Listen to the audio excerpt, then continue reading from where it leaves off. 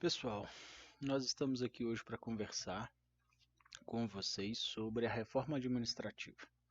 A reforma administrativa proposta pelo governo Bolsonaro foi mandada para a Câmara dos Deputados, né, federal, e ela vem como uma resposta do Bolsonaro às, eu vou dizer, tentativas populistas de se manter, né, com uma popularidade alta por meio do auxílio emergencial e por meio da inauguração de grandes obras.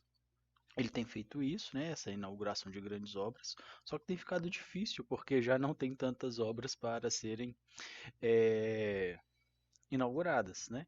Obras deixadas pelos seus antecessores, governo Temer, Dilma, e essas obras, infelizmente, estão acabando, infelizmente para ele. Então, hoje a ideia é conversar sobre essa reforma administrativa que vem como uma resposta do Bolsonaro para essa tentativa de mostrar para o mercado que ele é um liberal, né? Então, pode se esperar aí que nós teremos pontos bastante complicados para essa reforma administrativa. Então, nós vamos aqui a um site. Esse site é o do UOL, né? Então, aqui a gente está aqui uma empresa grande, normal. Entenda as propostas do governo para mudar as regras do funcionalismo público. Então, a gente já vai direto aqui. Primeira coisa é que o servidor sem estabilidade, né? Então, o primeiro ponto é que você, futuro concurseiro ou futuro servidor público, não vai ter estabilidade no seu emprego. Você vai estar submetido aos interesses do seu atual gestor. Então, se, por exemplo, se um prefeito for mandar mudar e ele quiser te exonerar, ele poderá, sem grandes dificuldades para isso. Então, servidor sem estabilidade. Atualmente, os servidores públicos são contratados por concurso público, por meio de regime jurídico único, que garante a estabilidade. Pela proposta de reforma administrativa, a estabilidade acaba, exceto para alguns cargos considerados de Estado. Então, para os cargos considerados de Estado, eles poderão, ainda vai continuar tendo uma estabilidade. Mas também é diferente, viu? Essa estabilidade, ela não é não é como hoje não, sabe? Ela tem algumas situações ainda que poderão ser dispensadas, se estiver passando por uma crise agora, por exemplo, durante a pandemia. Se já estivéssemos dessa forma, mesmo os considerados de Estado poderiam ter sido dispensados. Haverá 5 regimes diferentes, então a gente não tem um regime jurídico único mais, vai ter 5, tá? E isso aqui provavelmente vai passar.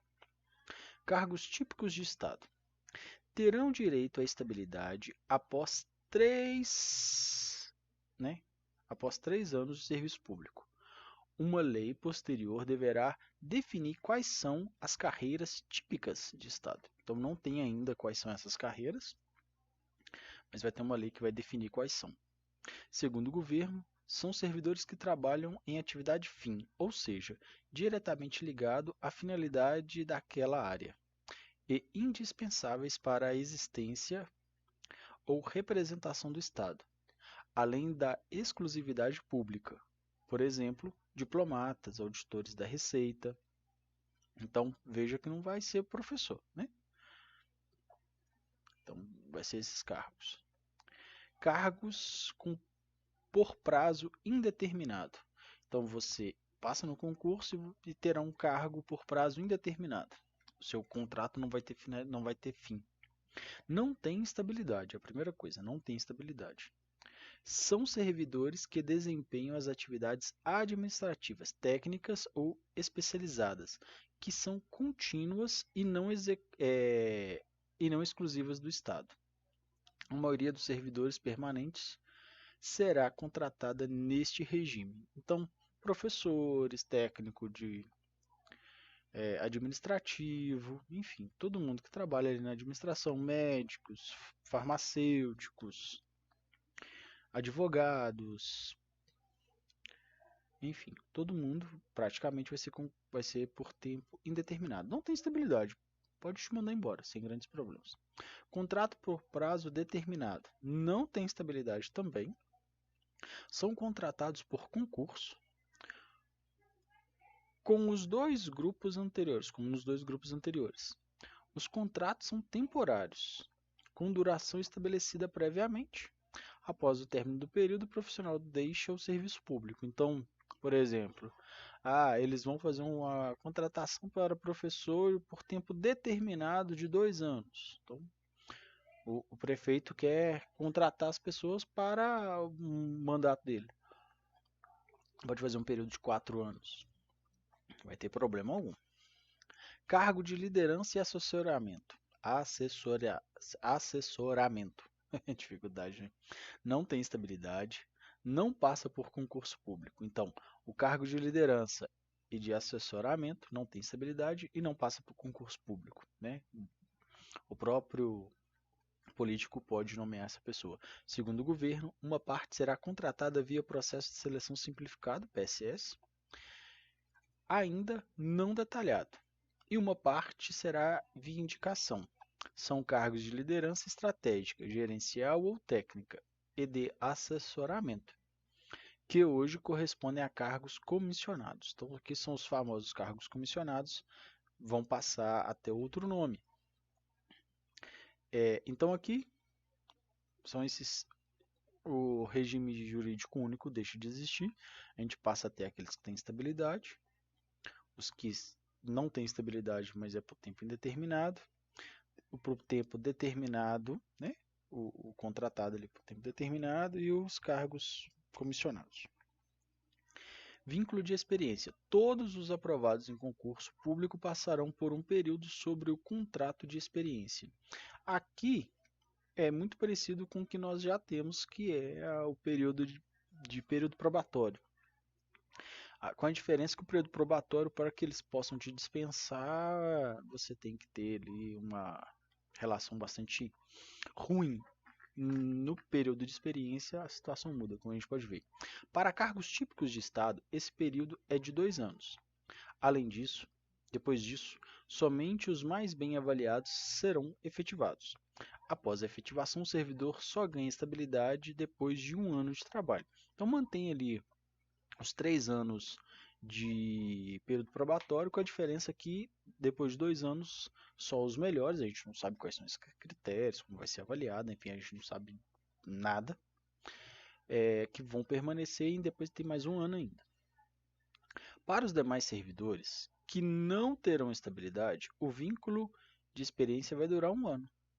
Passando este prazo, os mais bem avaliados serão efetivados. Então, para aqueles que não é cargo de Estado, que não tem estabilidade, é 1 aninho.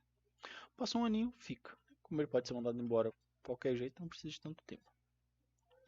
Fins das promoções automáticas e benefícios. Aqui é o fim da mamata, né?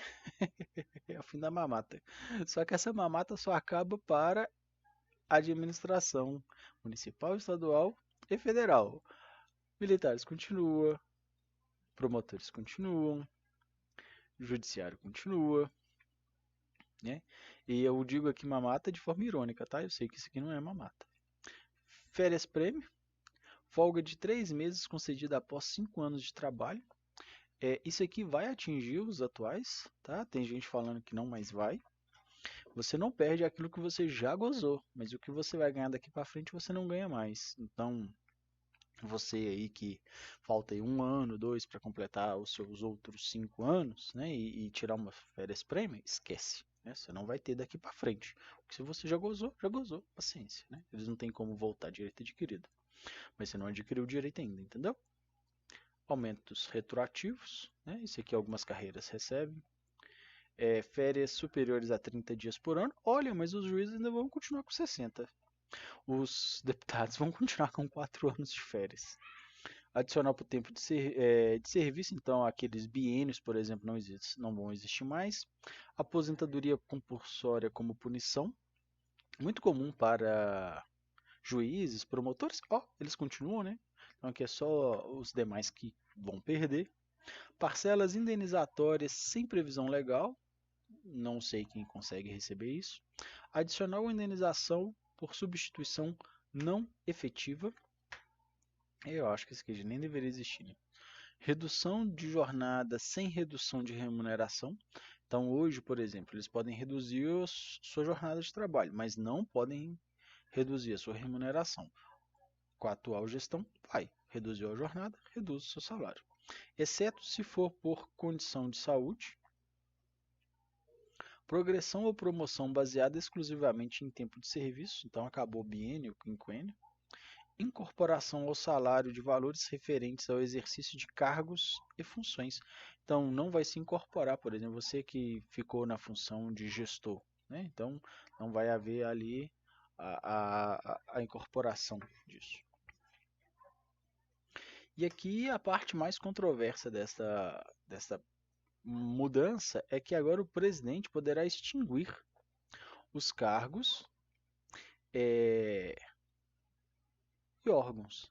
A proposta também quer dar mais poderes ao presidente da República para extinguir cargos, gratificações, funções e órgãos, transformar cargos vagos e reorganizar autarquias e fundações. Então, é como se o presidente fosse o dono do país, né? Ele manda.